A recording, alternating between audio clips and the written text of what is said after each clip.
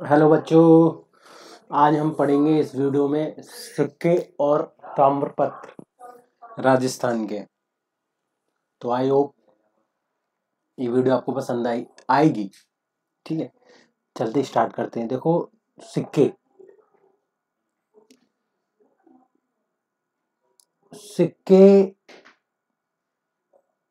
और कागजी मुद्रा और अन्य भुगतान माध्यमों का अध्ययन को मुद्रा शास्त्र बोलते थे या नुमिस्मेटिक्स बोलते थे।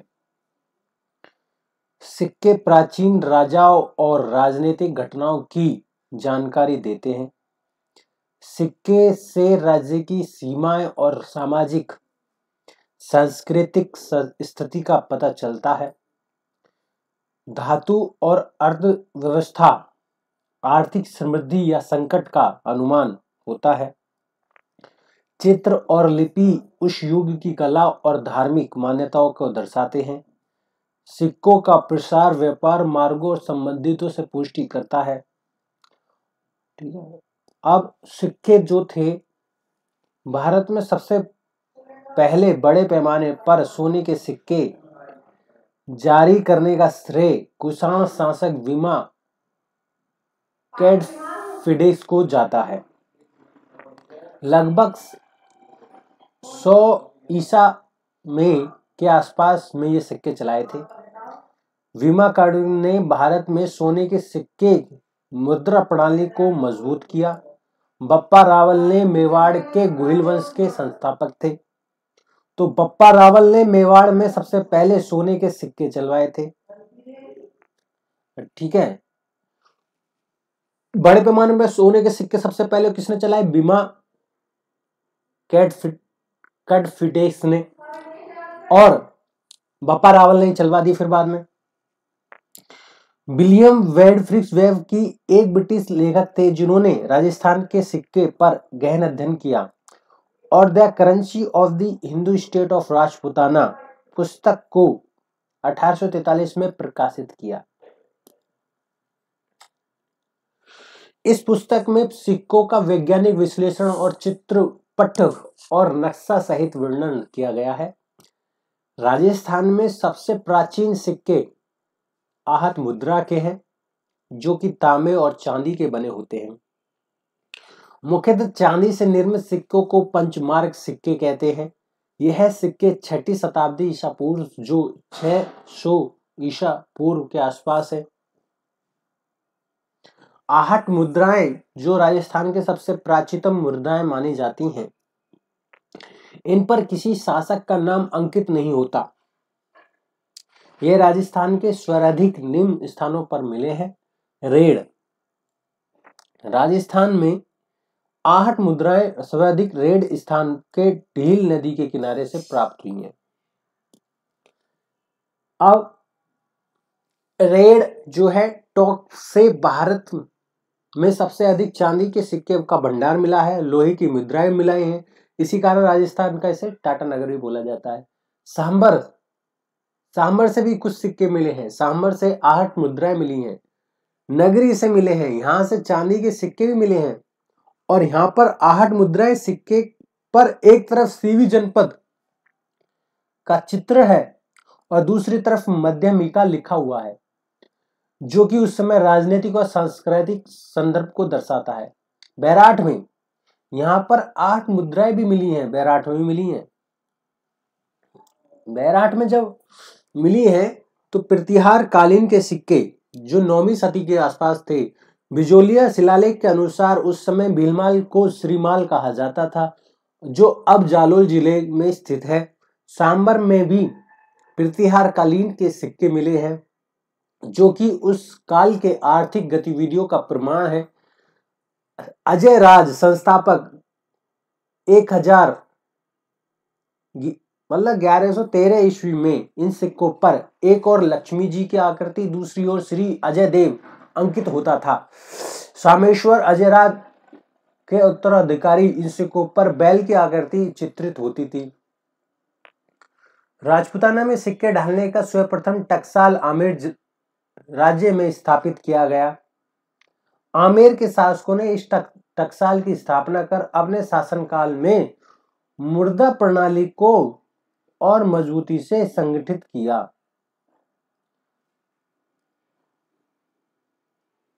मारवाड़ राज्य के 3 सिक्के प्रचलित हुए, गदिया सिक्का, फदिया सिक्का और विजयशाही सिक्का। गधे की आकृति वाले सिक्के राजस्थान में कई रियासतों में प्रचलित थे, जिन्हें गदिया सिक्के कहा जाता है, लेकिन सर्वप्रथम मारवाड़ में चलन में आए।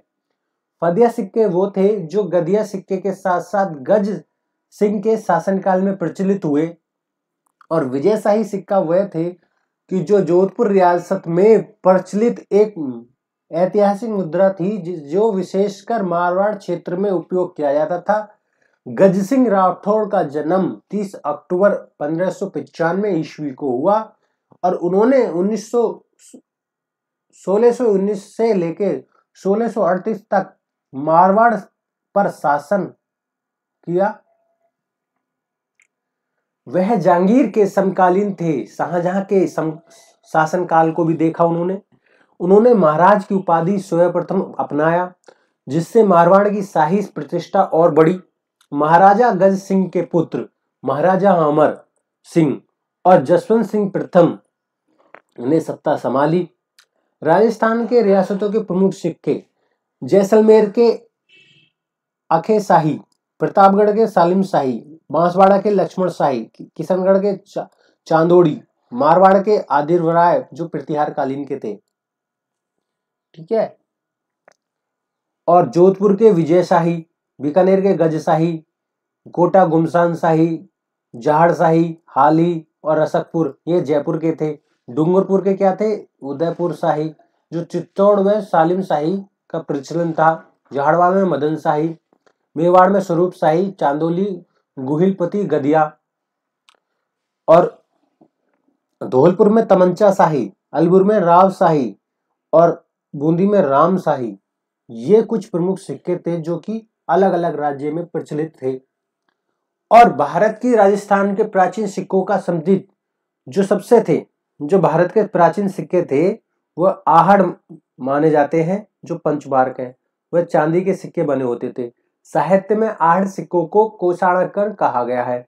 सर्वप्रथम पंचमार्क सिक्के के साक्ष्य राजस्थान में मिले हैं। लेखायुक्त प्रथम के सिक्के हिंद यवन इंडो ग्रीक शासकों द्वारा चलाए गए। प्रथम सोने के सिक्के हिंद यवन बड़े पैमाने पर कुषाणों शासकों ने चलाए। सिक्कों का अध्ययन नुमेटिक्स बोला जाता है। क्या? मुद्रा शास्त्र।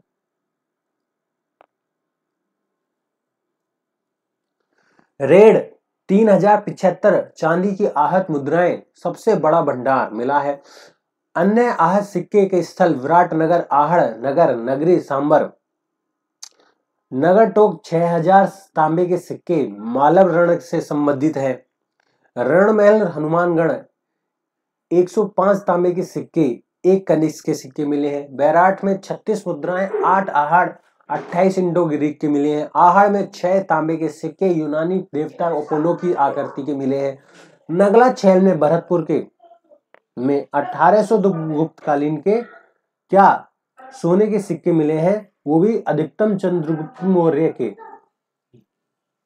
विलियम विलफेट की पुस्तक the currency of Hindu state of Rajputana में इसका उल्लेख है। लेखायुक्त प्रथम सिक्के राजस्थान में विराटनगर, जयपुर मौर्य कालीन के।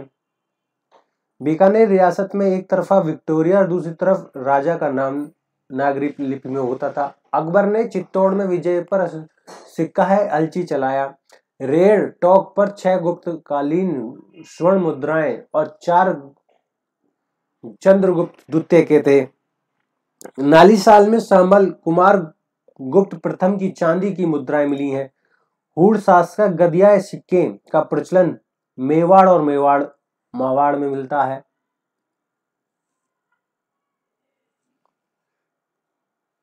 ताम्रपत्र को कानूनी और प्रशासनिक प्रमाणों के प्रमुख मान्यता प्राप्त होती है। इनसे हमें प्राचीन राजाओं और उनके शासनकाल, सामाजिक व्यवस्था और धार्मिक परंपराओं की जानकारी मिलती है। तांबे पर लिखे होने के कारण यह लंबे समय तक सुरक्षित रहते हैं। आज भी कई संग्रहालयों पर सुरक्षित है। ताम्रपत्रों की विशेषता यह है कि धातु तांबे की पट्टियां जिन पर लेख गुदे हुए होते हैं। लिपि और भाषा ब्राह्मी नागरी आदि लिपि संस्कृत प्राकृत भाषा में लिखी गई है। भूमिदान, कर माफी, धार्मिक अनुदान, प्रशासनिक आदेश ये भी मिले हैं। यह गुप्त सम्राट कुमार गुप्त प्रथम द्वारा जारी किया गया। इसमें भूमि क्रय और दान से संबंधित जानकारी दी गई। यह अभिलेख उत्तर भारतीय ब्राह्मी लिपि में संस्कृत भाषा में लिखा गया है। कॉपर प्लेट अक्सर आयताकार होते थे। इन पर लिपि पर छेनी और हथौड़ी से मदद कर खोदा जाता था। कई बार एक छल्ले से जुड़ी हुई होती थी और इस छल्ले का राजा की मोहर लगाई जाती थी ताकि इस पर कोई छेड़खानी ना कर सके। राजपूताना के शासक द्वारा दान भूमि पर सभी करों के मुक्त किया गया। देखो लेखक कार्य जो थे